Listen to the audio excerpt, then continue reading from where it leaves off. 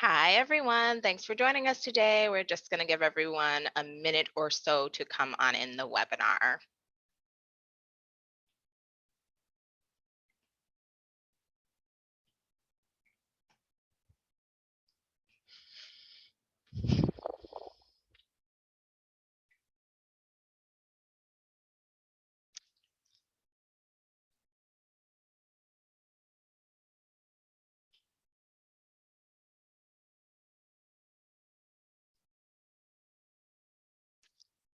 All righty, I think we can go ahead and get started. Hello, everyone, and welcome to Technology Tuesdays. My name is Lydia Nimke, and I'm the Adult Services Librarian at the Tippecanoe branch of the Milwaukee Public Library, and I'm very excited to bring you today's presentation about Facebook pages and groups. You all are muted and have your cameras turned off by default, but please don't let that stop you from asking any questions about today's presentation in the Q&A box down below. With us today, we also have Beth Gabriel. Everyone, I'll be hanging out in the background. I'm about to turn my camera off. And if you have questions, I will read them out loud to Lydia as we go along. Have a great presentation. Thank you, Beth. With that, let's jump into some of the main concepts we'll be covering today. First of all, we're going to make some distinctions between Facebook profiles, Facebook pages, and Facebook groups. I think it's really important before we get started that you know which one each refers to and which one is best for particular circumstances. Then we'll move on to discussing Facebook pages, and we'll talk about their uses, how to create one, how to post content to it, and then we'll do a short demonstration of finding Facebook pages and even creating your own. Then we'll discuss Facebook groups, how to find groups to join, how to post content to a Facebook group you're a member of, and then we'll talk a little bit about how to create one. And there will be some demonstration following that portion as well. So quite a demonstration heavy session. If as I'm going through the presentation, you see something that you want to make sure I cover in the demonstration, or you definitely want to know how to turn off notifications for a group you're a member of, feel free to let us know that, and I'll be sure to go over it in the demonstration portion. Of course, today's presentation is recorded, and you can look forward to receiving a follow-up email from me in the next few days with a link to the recording and any additional resources we may talk about. All right, so let's get started. So like I said, I think it's important to start this presentation off by making the distinction between the profile, the page, and the group, since we'll kind of be talking about all of them today. So the profile, which is not our focus today, but is still important. A Facebook profile is a place on Facebook where you can share information about yourself, right? Your interests, your photos, videos, information about your current city and hometown, your birthday, where you go to school, where you work, that personal information. To look at your profile pretty much on any page on Facebook, you can click your profile picture or your name, and that'll take you to your Facebook profile. Now, you do have to have a profile in order to create a page or to help manage one. Pages are places on Facebook where artists, public figures, businesses, brands, and organizations can connect with their fans and customers. So this is more of a tool for presenting oneself to the public, one's entity or business, right? When someone likes or follows a page on Facebook, they can start seeing updates from that page in their newsfeed.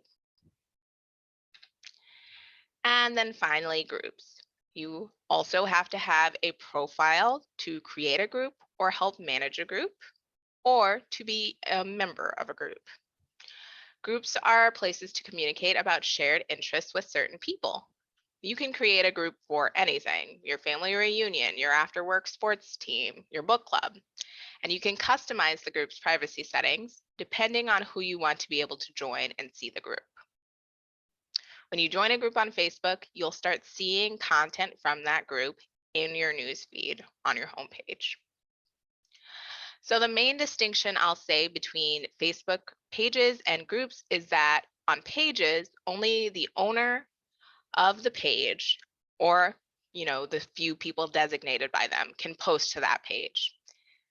Whereas in groups, anyone who is a member can generally post and kind of add to the discussion of that group. We're specifically going to be talking about pages and groups today, but if you want further information about Facebook profiles or the news feed, we have done a more general Tech Tuesdays on Facebook in the past that may answer some of your questions, and I can include a link to that in the follow-up email. All right. So Facebook is all about people and their real world connections, or it should be, hopefully, including connections that aren't friends.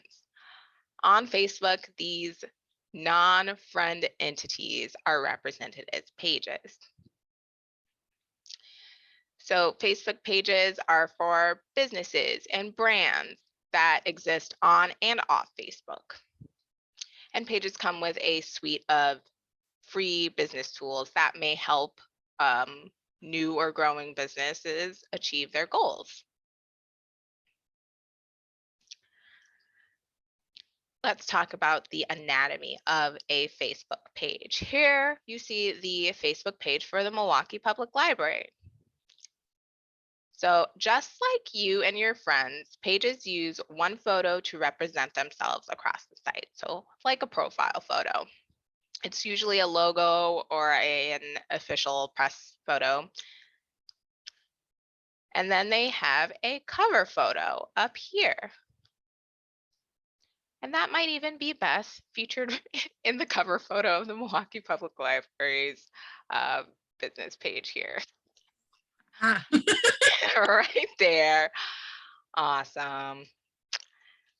Facebook pages also have a call to action button. And for ours, because we're a nonprofit, our call to action button is a donate button. Going down below, we have page tabs that take you to the different areas within this page. So events, photos, and even more under this button here. And then here's where you'll find the like button. And this is the button that allows you to get that information from the entity, the Facebook page, put into your news feed so you can see whatever updates are popping up. So because I liked the Milwaukee Public Library's Facebook page, in my newsfeed, whenever I go to facebook.com, I can see whenever the library posts a new event or when they have a live stream, that stuff shows up automatically on my newsfeed. Moving down the page a little, this toolbar kind of stays stationary along the top of your Facebook page. So we covered like onto message. If you want to use Facebook Messenger to message the owner or administrators of a page, you can use that to get into contact with them. You can also search this page just using a general keyword search. And there are some more options there. Now, over on the left here, you'll see the About section, which contains things like a mission statement, the website for the business or page owner, mpl.org, our phone number, how long it typically takes us to reply, and links to some of our other social medias.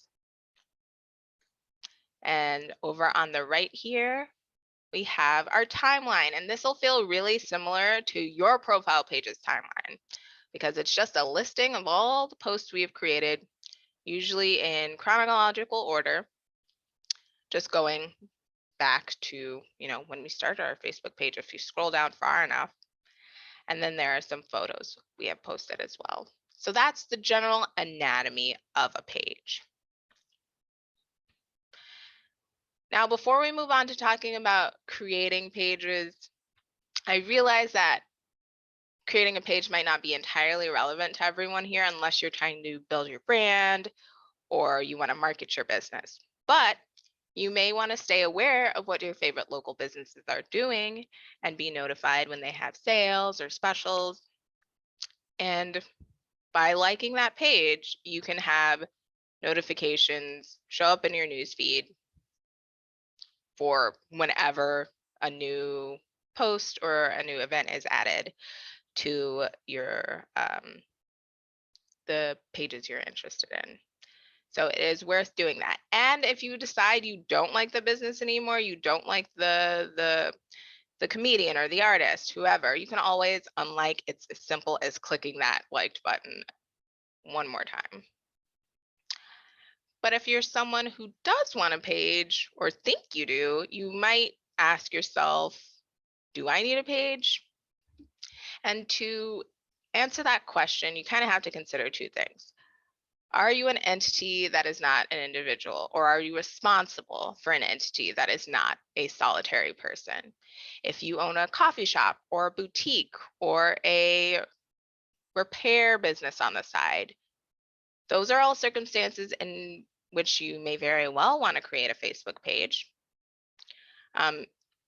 If you're just Lydia, you might not need to create a Facebook page at all. Unless you're trying to create a public presence beyond your friends and your family. So for me, my Facebook profile is all people I went to school with, people I work with, and people I'm related to. I don't need any further connections beyond that. I'm comfortable with those couple people, having access to the things I share on Facebook. If I wanted to share with a much broader audience, if I wanted to make Lydia the Librarian a brand and turn that into a business opportunity where I may be doing book reviews and I want to get sponsorships, things like that, then maybe Lydia the Librarian would be a Facebook page. Because I don't necessarily want all the people with connections to that to have connections to my personal Facebook. I'll give you one more example. If I wanted to open a plant shop, for example, I would start a Facebook page instead of connecting with customers on my regular Facebook profile, because I don't necessarily want all of the customers to know my first and last name, where I live, where I go on a regular basis, where I work, things like that. So I hope that distinction is kind of clear. Not everyone needs a Facebook page. In fact, most people really don't. But if you decide you do need a Facebook page, there are a couple of things you're going to need before you can create one.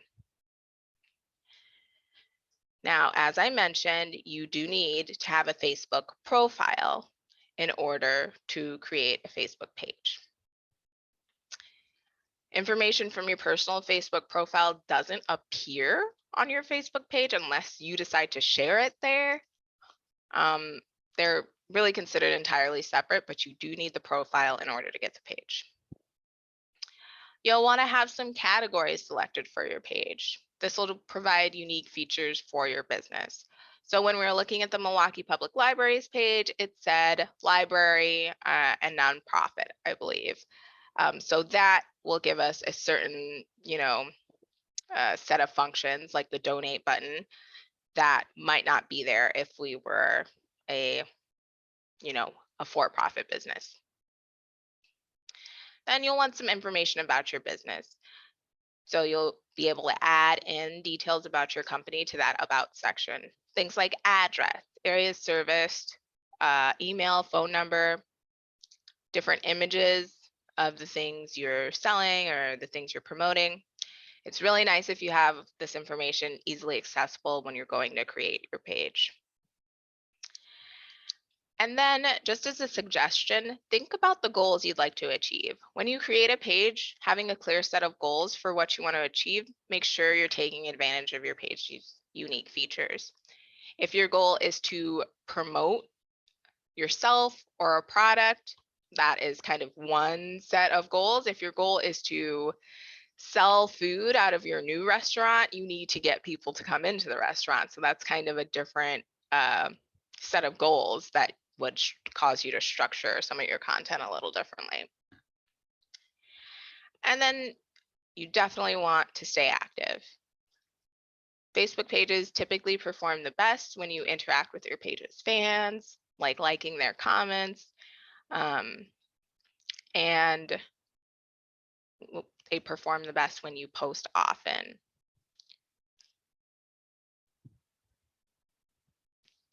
So here's just a step-by-step of creating a Facebook page. It's going to be pretty easy because Facebook really tries to walk you through it each step of the way.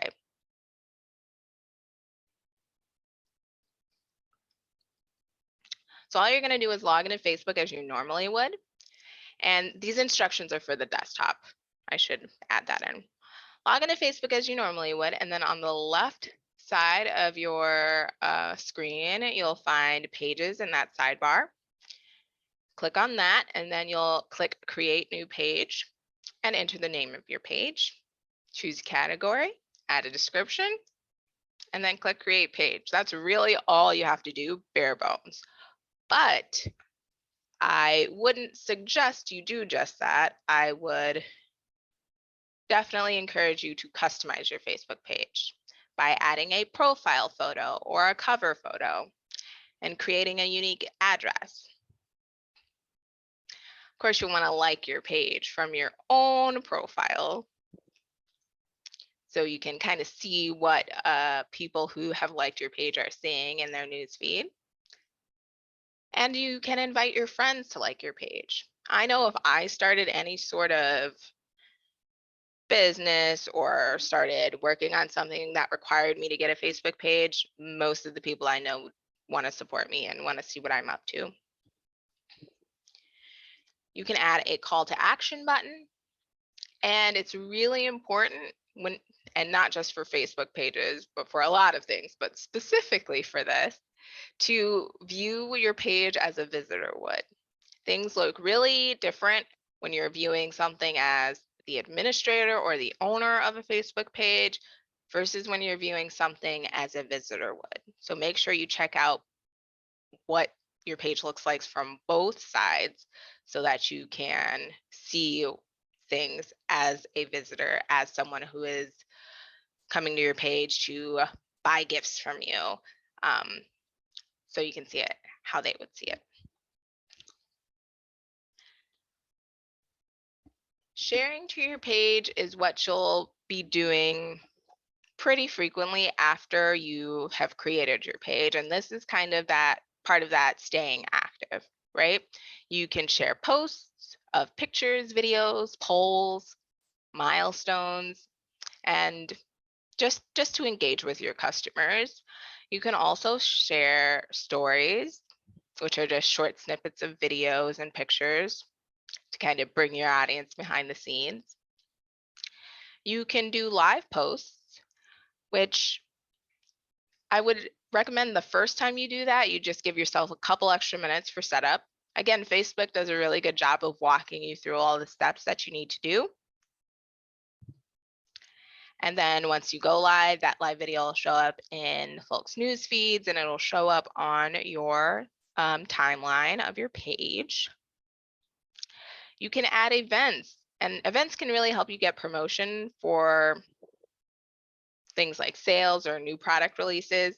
And most importantly, it puts them on people's calendars. So when one of your followers marks that they're interested in an upcoming event, Facebook reminds them the day of the event. Your inbox is a really great tool that puts communication all in one place.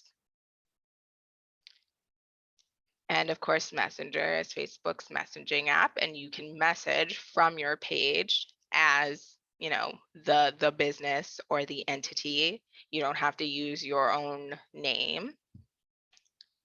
And then comments. So the inbox actually includes all the comments on individual posts. And if you select a comment, you can view which post or picture it references. Now we're gonna jump into demonstration. If there's any questions before I switch over, otherwise we're just gonna jump into that. I don't see any questions in the chat or the Q&A at this time. Just a reminder, everyone, feel free to put those in there if you have them. Awesome. So here we are. So quick disclaimer, anytime I go into my own social media, I just want to let you all know that I don't control everything you see here. So please take it with a grain of salt. Shouldn't be anything too bad, but just FYI. So how we access pages as consumers, as customers, as patrons of the library, say, is just by using the search bar. So if we were looking for the Milwaukee Public Library's page on Facebook, we'll just search that. It comes up and we can click to see the Milwaukee Public Library's Facebook page. And this is pretty much what it looks like.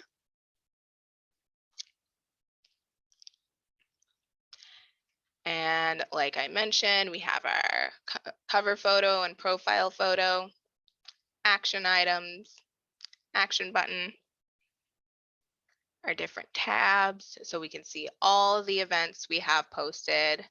Looks like Tech Tuesdays is happening now. And we can even see some of our past events. There's nothing in stores for us because we don't really sell anything. We can take a look at the photos.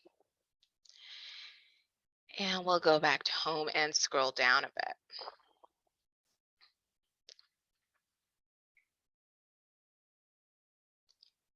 So this is the general structure for a Facebook page, and it's going to be very similar when you're looking at other pages. Very similar. So if we're looking for a Facebook page for the Milwaukee County Federated Library System, which the Milwaukee Public Library is a part of, we'll again search for the name of the entity we're looking for. And here we are, pretty much the exact same structure. About section on the left, timeline over here on the right. Wonderful.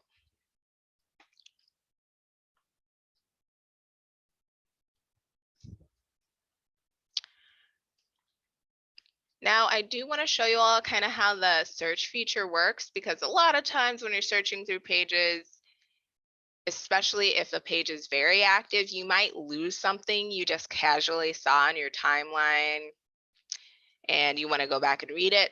All you have to do is click that search button and put in a keyword. And now we're just searching that page. So we're not searching all of Facebook. We're just searching the Milwaukee County Federated Library Systems page for any posts that reference anime. And we can even filter this by posts I've seen, most recent, and tag location and date posted.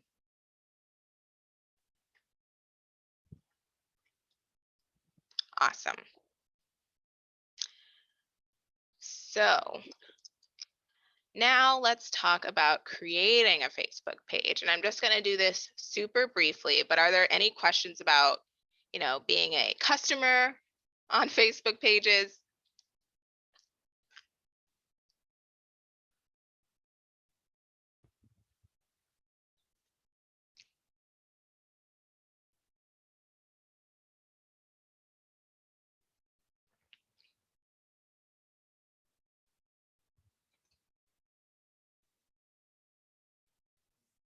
All right. So from your home page, you're going to go into the left sidebar over here, and you see Pages has its own link right here. So we'll click on this. And if you don't already manage any Facebook pages, you probably won't see anything here. So from there, we're going to go down to create new page and then just enter that information. So page name, let's call it Technology Tuesdays. And category, we can add up to 3.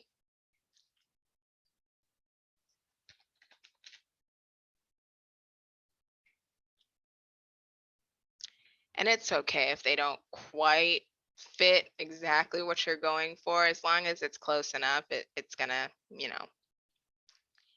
get you the benefits.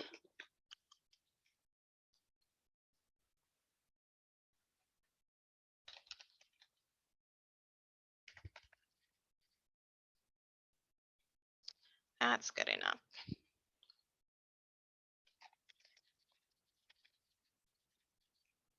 And as you'll notice, as I'm typing, it's populating in the preview of the page itself. So this is called a WYSIWYG editor. What you see is what you get. So as I type over here, things populate on the right.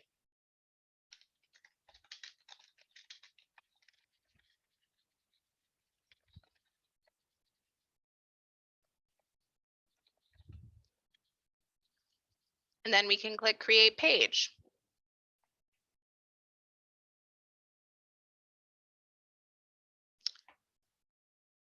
Technology Tuesdays was created. Now you can add more information or go to your page to add more details. So from here, we can do things like add our profile picture.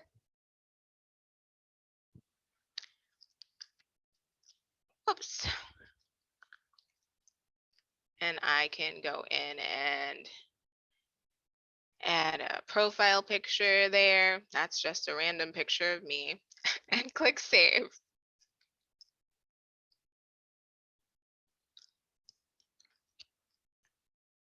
Now we still have the ability to add in our cover photo, create posts. And Facebook really wants you to, have a successful page. So they do give you some steps to kind of finish filling out your page. This is a page. People can find it.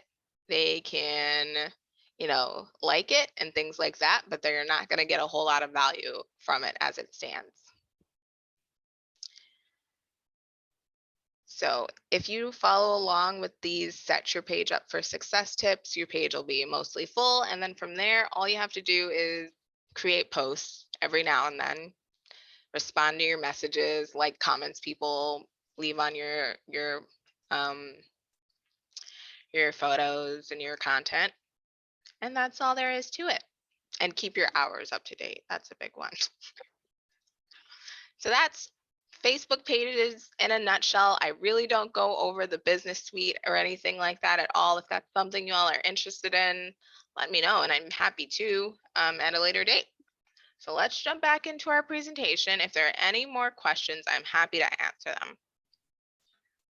Let's see. Somebody had a quick question about whether each branch of MPL has, if we have their own page on Facebook. I think no, let's say. The one that gets updated the most is the overall Milwaukee Public Library page. I think they were giving some of us some. I think they exist, but yeah, I don't think there's anything really on them. No. That's like a photo and there being a page. And I think more so people use them to tag themselves. Right. Absolutely. You can see. Yep. Not really run by us necessarily. All of this content is from other folks. So if you're interested in content from the Milwaukee Public Library, from all the branches, the Milwaukee Public Library's Facebook page is the place to be. But there's no harm in liking the individual branch pages either if you want to do that. Awesome. Let's see. Kimberly would like to know, how would you handle a page that may pass from one person to another over the years? She belongs to a club that has a Facebook page. It's currently attached to her personal email address. Is there a way to create a general profile that can be passed on? So what you'll do with pages that need to, be managed by someone else and things like that, are you can give permissions, and I think you can transfer ownership between folks. Okay. So for example, this is a page the people who had my dog previously made for my dog. I don't update it, but they gave me permissions to edit it because he's my dog now. So from here, you should just be able to go into your settings. This is might take me a second to find the area, but you can comment ranking. Where are you?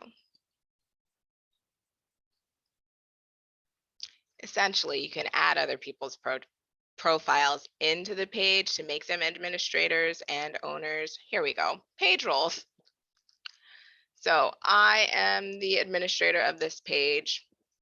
I can always edit this and make a different person the administrator. I can make a person an editor so they can add things, but they can't change, overarching like the about me section and things like that. So that's what I would do. The people who used to own this, my puppy, aren't even listed here anymore. So I hope that answers your question. That was a very complicated and long answer. Page roles. Page roles. Yep. All right. Kimberly would also like to know, if your club meets first and third Thursdays, how would you post that on your page? Oh, how would you structure the event? So that's more of an Facebook events thing, which is its own unique beast. Let me see. I will get back to you on that one, Kimberly. Yeah, because that's kind of creating Facebook events could also be its own Tech Tuesdays, which I am happy to do at some point in the future. But I will make a note to get back to Kimberly about every other week events. Thank you for the questions. And it looks like that is it. Awesome. Awesome. All right. Now let's move on to talking about Facebook groups. So sometimes you may find yourself on Facebook and think, only people from my book club will find this funny. Or only people who are into houseplants are going to be able to help me save this plant. Or only people who work in libraries are even going to care about this librarian meme. What you'll need then is a dedicated space to hold these conversations, and that's where Facebook groups come into play. A group creates this space by fostering interactions with a specific group of people who have something in common, almost like you're sitting in the same room. So in this section, we'll talk about how to find groups, the different sorts of groups there are, joining and leaving them, and we'll also talk about sharing in groups, and we'll talk a little bit about creating your own group. So there are 3 types of groups that you can create on Facebook. The first is public and visible. They are visible to everyone and available for anyone to join. In other words, anyone who uses Facebook can see the posts and the members of that group.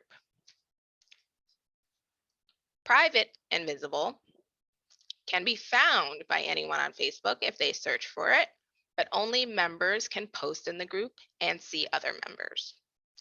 Non-members will only be able to see the admins of the group, the About section, and any group rules. People are added to private groups by other members, or they can request to join. And then the last type of group is a private and hidden group. This group is essentially a secret. Only members can see that the group even exists, who the other members are, and the posts that have been made. And the only way to join this type of group is to be invited by a current member. If you choose to leave a private hidden group, you won't be able to join it again later because you won't be able to find it. So these are the 3 types of groups to kind of know exist out there. And here we'll talk a little bit about the anatomy of a group, which is really similar to all the other pages of Facebook. It's not going to be anything too shocking here. You'll have the cover photo and the name of the group, the privacy level and the number of members, a join button, and an invite button, so you can invite your other friends on Facebook, tabs to navigate through the different sections of the page, of the group, and the search button. Again, for searching for specific posts that have been made in this group. We also have a share box up at the top there and the about section. Got a little cut off in my screenshot, but there are often featured posts that admin of the group decide to highlight. New activity. So these are posts that have had comments on them recently, are new, have had reactions recently, things like that, and recent media. So there are a couple of things you'll most likely want to consider before you join any group you're invited to or that you're considering becoming a member of. You do want to check out its purpose or why it claims to exist. I, for example, would never join a group that was centered around talking about football games or any sort of sport activity because I'm just not that into sports. And it would just clog up my newsfeed. But you might be interested in sports. And in that case, you'd want to look at the about section and make sure they're talking about a sport you're interested in, a team you're interested in, and so on. You'll also want to check the activity level. Some groups are created and forgotten. If you're looking for somewhere to actively engage with other Packers fans, you might want to make sure that they have posted several times in the last week or that they have posted in the last year if they only talk during the season. So you'll look at the activity level of the group and see maybe if they've posted only once in the last month, that's not really somewhere where you're going to be able to have an active discourse.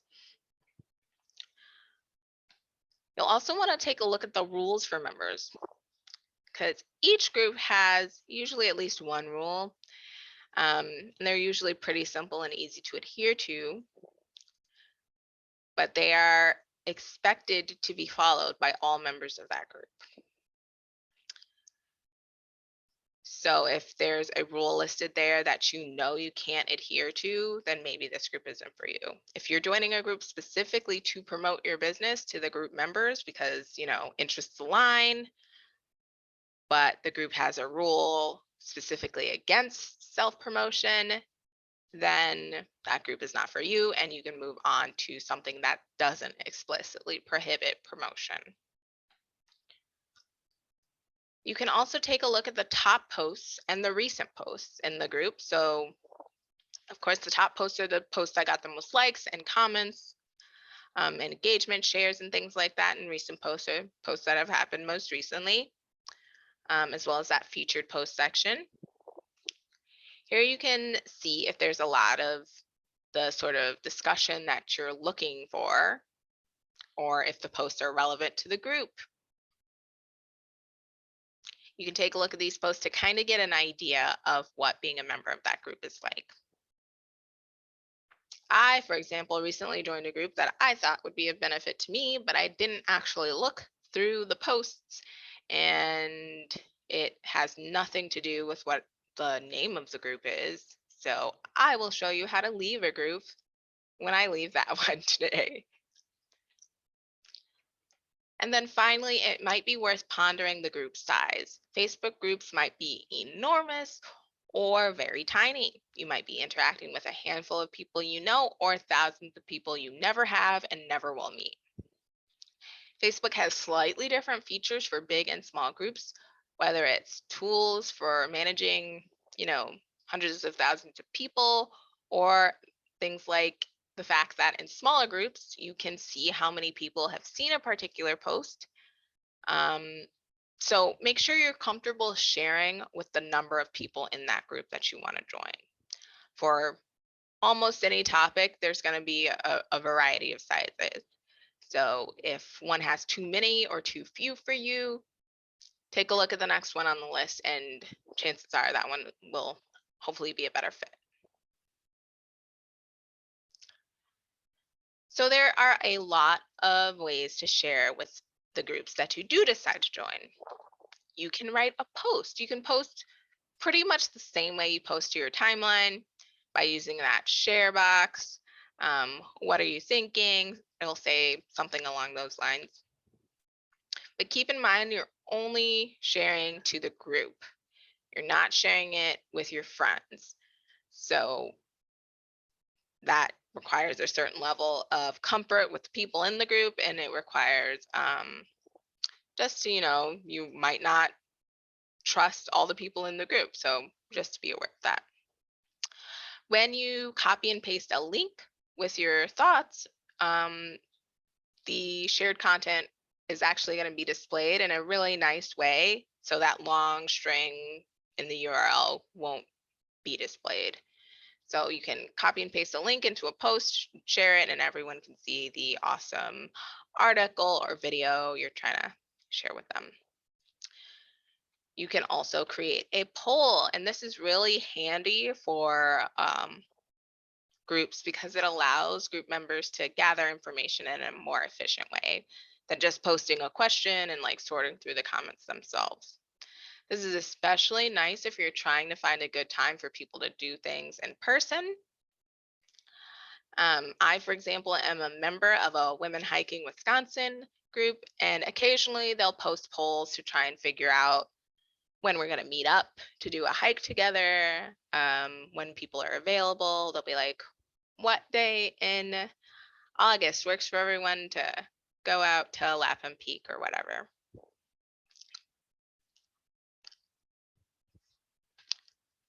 Like I mentioned, you can also create events with your group, and you'll share these. So in the example I just gave, if your group is based around an activity like hiking, you can plan an event, a hike to Lapham Peak, and share it with your group. And that way everyone can get that on their calendar. Everyone can get reminded that, hey, tomorrow's your hike to Lapham Peak with Women Hiking Wisconsin.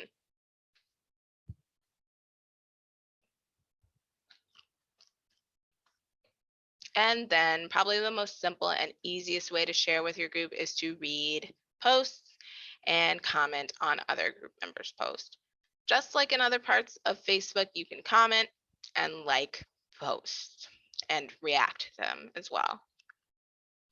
One unique feature that I previously mentioned is that in smaller groups, you can see who has read the post at the bottom of the post itself. So you'll see a little line of text that says seen by and a number of people. And if you hover over that, you can actually see the list of people who have read your post. This doesn't necessarily mean that they took in the information from your post, of course, but it can be especially useful when important information is being conveyed. For example, if your choir group changes the location of its next practice session, the director will have an idea of who has seen the update and who they might need to reach out to. So creating a Facebook group is really simple and gonna feel really familiar to creating a page. You'll click groups in the homepage of Facebook. In the left sidebar, you'll click the blue create new group button. And in the group name field, enter a name for your group. It's awesome if you choose a descriptive name that kind of describes what you do. Women Hiking Wisconsin, Greater Milwaukee Plant Club, things like that. Choose your privacy option and then type the names of the people, if there are any. There doesn't have to be any, but type the names of the people you want to invite from your invite friends list and click create. Again, that makes a page, but you'll still want to customize, or that makes a group. I keep confusing the two myself. I'm so sorry. That makes the group, but you'll still want to go further in customizing your group by adding a cover photo and a description and deciding on a group type. There's a whole bunch of different group types, from buy and sell, jobs, work, parenting. There are many, many types, and they're used for many, many different purposes, but mainly for socializing with people who have something in common with you. All right, any questions on groups before we move into the demonstration portion?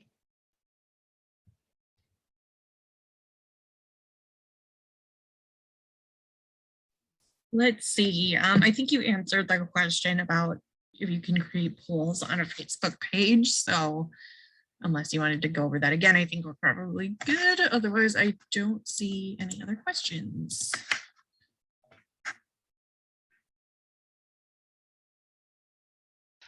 Oakley dokley, I'll try and go over it again as we go through today. All right, so starting back from home again, of course, you'll be logged into Facebook. And when you're searching for groups, you really want to think broadly of the topic you're interested in talking more about. This is a great place to, talk about things that the people in real life don't really care about or they're not interested in.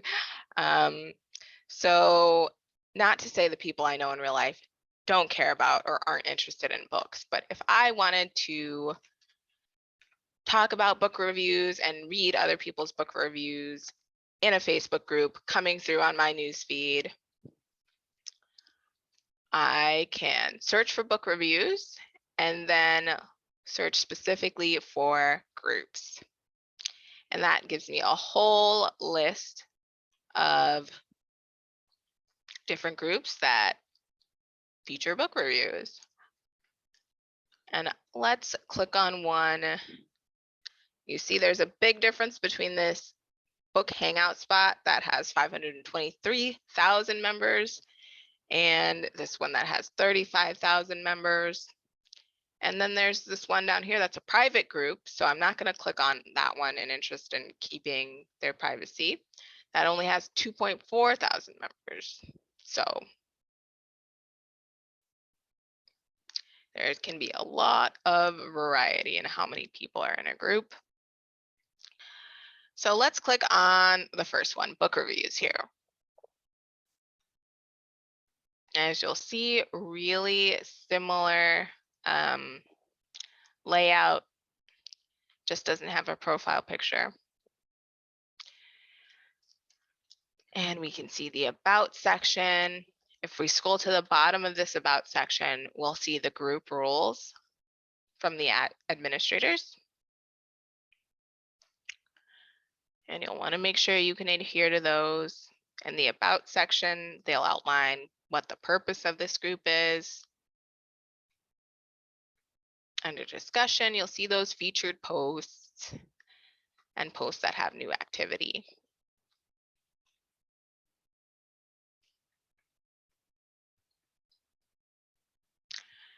And say we are, we think this group is for us. We think we want to chat with these folks.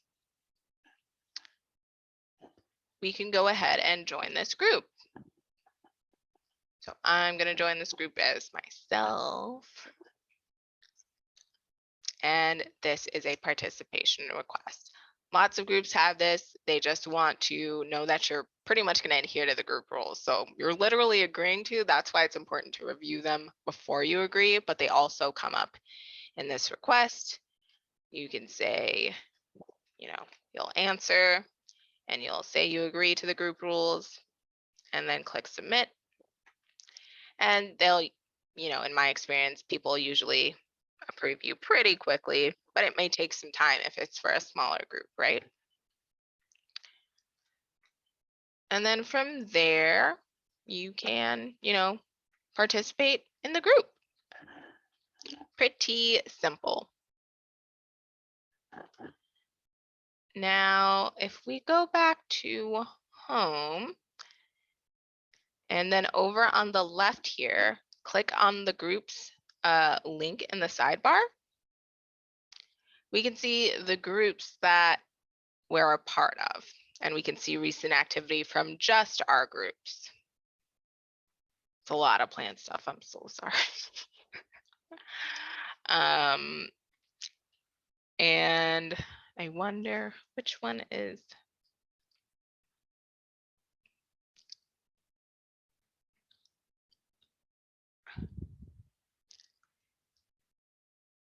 So say you've joined a group and you realize, like this Washington Ozaukee County Homes for Sale, that they really don't post that much about houses for sale. They post about random stuff.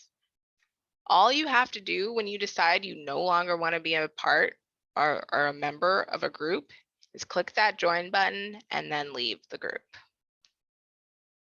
If you still want to have the ability to interact with posts, to come to this group specifically and interact with it, you can just unfollow it and then you won't see it in your newsfeed anymore. But for me, because this group doesn't do anything for me, I'm just going to leave the group. Yep.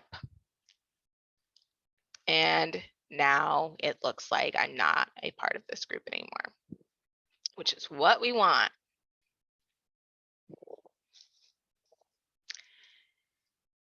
Now, I'm just going to briefly go over creating your own group. Creating your own group gets a little bit more involved than just creating a page would.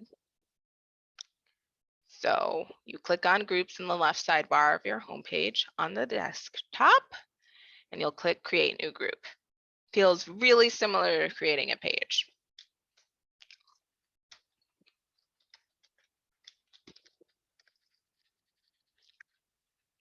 Here's where you'll choose your privacy settings. You'll choose from public or private first, and then visible and hidden second.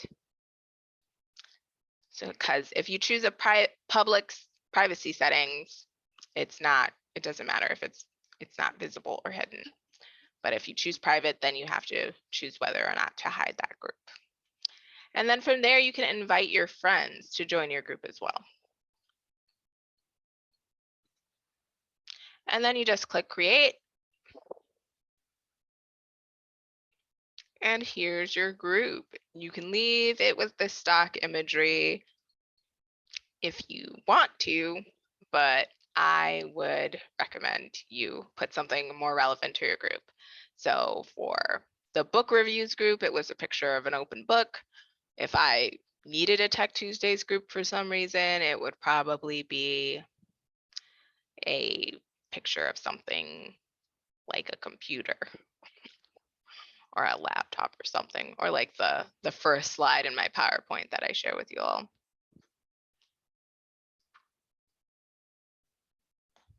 Okay. And from there, you can create your post.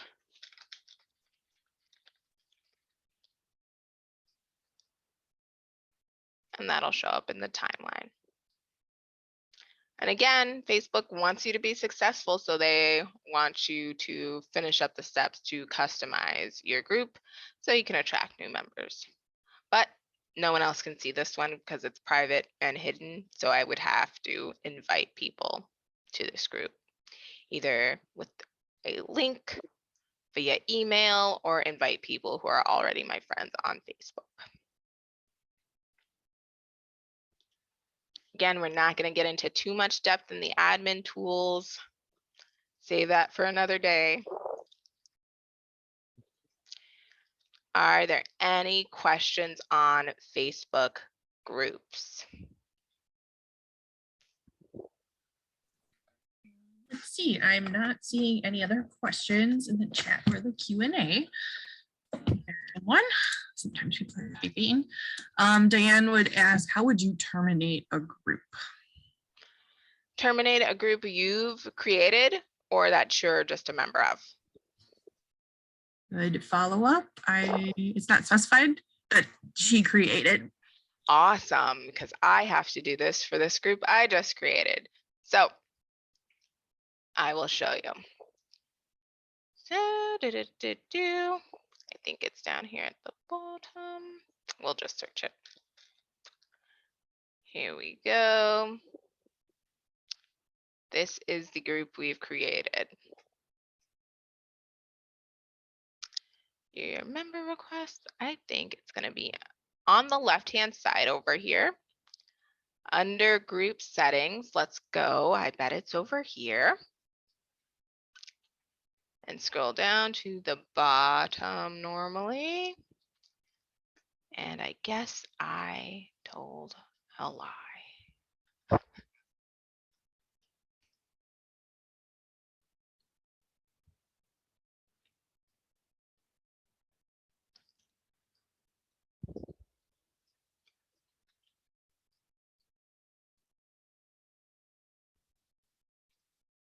I might have to get back to you on that one, Diane. Where I thought it would be, it is not, but I will follow up with you via email and tell you how to get rid of that group because I need to delete this one too.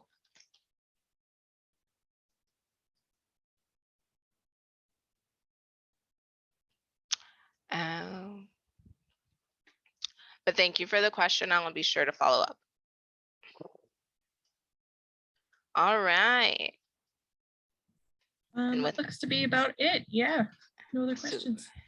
Wonderful, just in time. So with that, I'd like to thank all of you for joining us today. And I hope some of you will consider joining us next week for an updated for 2022 Android Auto and Apple CarPlay Tech Tuesdays. And I do want to mention that if you are interested in learning more about Facebook, groups, pages, the whole gambit, the Milwaukee Public Library has a bunch of books just like this that'll walk you through step by step, and you can have this open as you're working on Facebook and on other websites, and it will help immensely. You can put this on hold right now. It's Facebook for Dummies. It's the 2021 copy. So I highly recommend searching something out like this that can kind of answer all of your questions in one fell swoop that you can hang on to for 3 weeks and renew 2 times if you so choose. So this is available. I'm going to return it when I go back to work tomorrow. So maybe one of you can get it. Again, thank you for joining us today and have a wonderful rest of your week. Bye. Bye, everyone.